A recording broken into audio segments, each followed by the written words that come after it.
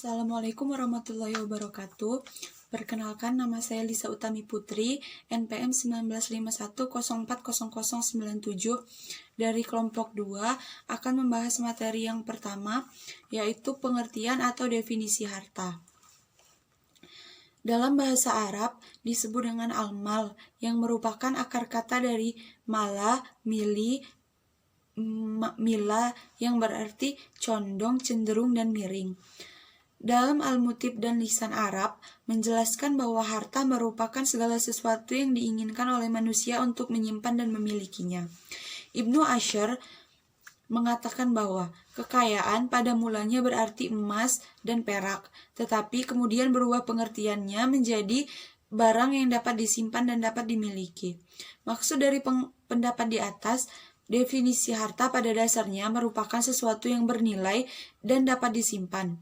Tapi sesuatu yang tidak memiliki manfaat, nilai, dan tidak dapat dimiliki secara konkret tidak bisa disebut harta, seperti segenggam tanah, setetes air, dan seekor lebah. Jumhur ulama memberikan pandangan bahwa manfaat termasuk harta, sebab yang penting adalah hartanya, bukan wujudnya atau zatnya. Menurut Imam Asyuyuti, harta ialah segala sesuatu yang dapat dimiliki dan mempunyai nilai jual yang akan terus ada kecuali semua orang telah meninggalkannya. Contohnya, seperti mata uang Rp50 yang dulu dikategorikan sebagai harta berharga karena memiliki nilai yang tinggi. Namun, seiring perkembangan zaman dan pemerintah mencetak uang baru yang memiliki nilai lebih, uang Rp50 tidak lagi berlaku di masyarakat dan tidak bisa lagi disebut sebagai harta karena sudah tidak mempunyai nilai. Dari beberapa definisi yang telah dijelaskan, pada dasarnya harta adalah segala sesuatu yang mempunyai nilai-nilai legal dan konkret wujudnya, disukai oleh tabiat manusia secara umum, bisa dimiliki, dapat disimpan, serta dapat dimanfaatkan dalam perkara yang legal menurut syara, seperti modal bisnis, pinjaman, konsumsi, hibah, dan lain-lain. Unsur-unsur harta. Menurut para fuqaha, harta dalam perspektif Islam bersendi pada dua unsur. Yang pertama, ada unsur aniyah. Wujudnya dalam kenyataan atau memiliki wujud yang dapat dilihat, dapat dipegang, dan dapat dirasakan oleh manusia. Wujud unsur urf ialah segala sesuatu yang dipandang harta oleh seluruh manusia atau oleh sebagian manusia untuk mengambil manfaatnya. Kedudukan harta dalam Islam. Sebenarnya, kaidah pertama dalam membangun ekonomi Islam adalah menghargai nilai harta benda dan peranannya dalam kehidupan manusia. Tetapi, berbagai aliran atau faham seperti materialis dan sosialis, mereka menjadikan perekonomian itu sebagai tujuan hidup dan menjadikan harta sebagai Tuhan oleh beberapa orang atau beberapa kelompok. Islam tidak memandang harta kekayaan seperti pandangan orang yang pesimis dan antipati, tetapi bukan pula memandang seperti pandangan kaum materialistis yang berlebihan. Artinya, Islam memandang harta sebagai kebutuhan hidup manusia, tetapi tidak menjadikan manusia lupa diri dan menjadikan harta tersebut sebagai tujuan utama hidupnya. Islam memandang harta sebagai pilar penegak kehidupan, artinya sesuatu yang dapat menjadikan kehidupan manusia menjadi lebih baik, atau mempermudah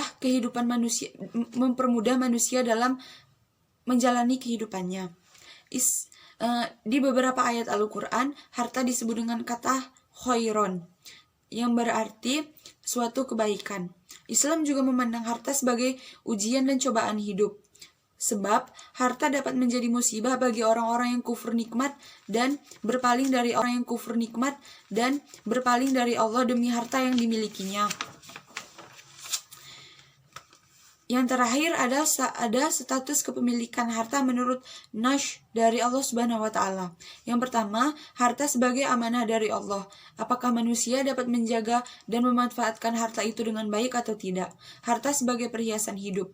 Maksudnya, harta adalah kebutuhan manusia untuk menjalani kehidupannya dan mempermudah menjalani kehidupannya. Harta sebagai ujian keimanan. Maksudnya, ujian yang diberikan oleh Allah Subhanahu wa taala bukan hanya berwujud musibah, namun harta titipan dari Allah Subhanahu wa taala juga dapat dijadikan sebagai ujian hidup manusia untuk menguji keimanannya, apakah dia lebih memilih hartanya atau imannya. Yang terakhir adalah harta sebagai bekal ibadah. Kenapa bisa disebut sebagai bekal ibadah? Karena jika seseorang memiliki harta yang cukup dan dapat digunakan di jalan Allah Subhanahu wa taala, maka akan bertambah pahalanya dan juga bernilai ibadah. Baiklah, sekian penjelasan dari saya. Selanjutnya akan dijelaskan oleh pemateri yang lain. Wassalamualaikum warahmatullahi wabarakatuh. Assalamualaikum warahmatullahi wabarakatuh. Saya Agilia Syafitri akan melanjutkan materi dari saudari Lisa. Saya akan membahas materi uang dan fungsinya sebagai harta. Pertama, saya akan membahas uang. Konsep uang dalam Islam. Definisi uang dalam pandangan ilmu ekonomi modern memiliki makna yang lebih luas. Uang merupakan segala sesuatu berwujud benda yang diterima secara umum sebagai alat pembayaran transaksi jual beli atas barang atau jasa serta kekayaan atau aset berharga lainnya, dan sekaligus sebagai alat pembayaran utang. Sementara Islam memiliki konsep yang berbeda tentang uang. Dalam konsep Islam, uang adalah uang, dan uang bukan kapital. Sebaliknya, dalam konsep konvensional, konsep uang tidak jelas. Seringkali istilah uang dalam perspektif ekonomi konvensional diartikan secara bolak-balik, yaitu uang sebagai uang dan uang sebagai kapital. Perbedaan lain dalam konsep ekonomi Islam, bahwa uang adalah sesuatu yang bersifat flow konsep, dan kapital adalah sesuatu yang bersifat stock konsep. Di samping itu, dalam Islam, capital is private goods, sedangkan money is public goods. Uang yang mengalir adalah public goods atau flow konsep, lalu mengendap ke dalam pemilikan seseorang atau stock konsep. Uang tersebut menjadi milik pribadi atau private good. Dalam konsep Islam, public good sudah ada pada masa Rasulullah, sebagaimana sabda Rasulullah, manusia mempunyai hak bersama dalam 3 hal, yaitu air, rumput, dan api. Dengan demikian, berserikat dalam hal public goods bukan merupakan hal yang baru dalam Islam. Bahkan konsep ini sudah terimplementasi baik dalam bentuk musyarakah, mujaroah, musyakoh, dan lain-lain. Dan yang kedua, uang berdasarkan fungsinya dapat dibagi menjadi 3. Yang pertama yaitu uang sebagai ukuran harga. Fungsi uang ini merupakan fungsi yang terpenting. Uang adalah satuan nilai atau standar ukur harga dalam transaksi barang dan jasa. Ini berarti uang berperan menghargai secara aktual barang dan jasa. Dengan adanya uang sebagai satuan nilai, memudahkan terlaksananya transaksi dalam kegiatan ekonomi masyarakat. Daya beli yang bersifat tetap agar bisa berfungsi sebagai mestinya. Yang kedua, uang sebagai media transaksi. Uang adalah alat tukar-menukar yang digunakan setiap individu untuk transaksi barang dan jasa. Misal, seseorang yang memiliki beras untuk dapat memenuhi kebutuhannya terhadap lauk pauk, maka ia cukup menjual berasnya dengan menerima uang sebagai gantinya. Kemudian ia dapat membeli lauk pauk yang ia butuhkan. Begitulah fungsi uang sebagai media dalam setiap transaksi dalam rangka pemenuhan kebutuhan hidup manusia. Dan yang ketiga, uang sebagai media penyimpanan nilai. Pada prinsipnya, fungsi uang turunan memiliki 3 peran penting dalam perekonomian, yaitu sebagai penyimpanan nilai, sebagai pengukur nilai, dan sebagai alat pembayaran utang atau payment of debt.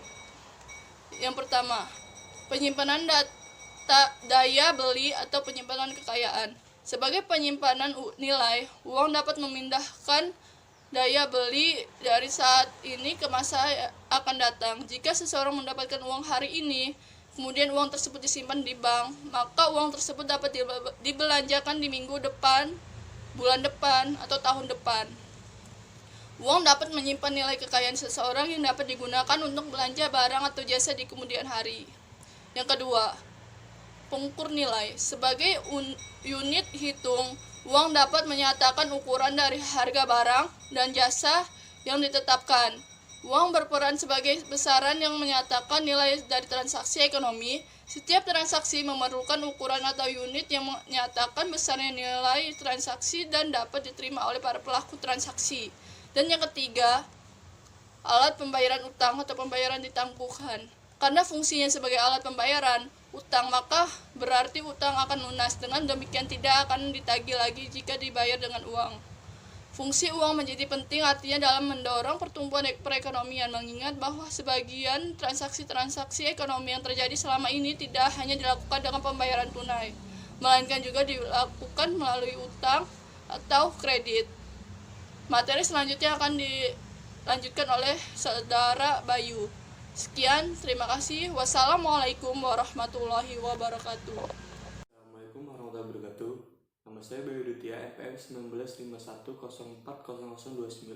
Saya akan melanjutkan materi dari Saudari Agelia Syafitri, yaitu yang berjudul Hak dan Manfaat Harta dalam Islam. Nah, yang pertama saya akan membahas tentang hak itu sendiri apa. Nah, di sini dari suatu ulama Hanafiyah membedakan antara hak milik dan hak harta. Hak milik adalah suatu yang dapat dipergunakan secara khusus, tidak diambil oleh tangan lain. Nah, sedangkan harta itu sendiri apa? Harta adalah suatu yang dapat disimpan untuk digunakan ketika dibutuhkan dalam penggunaan yang bisa dicambil orang lain. Nah, kalau harta ini bisa dicambil orang lain, sedangkan hak milik itu tidak bisa dicambil oleh orang lain.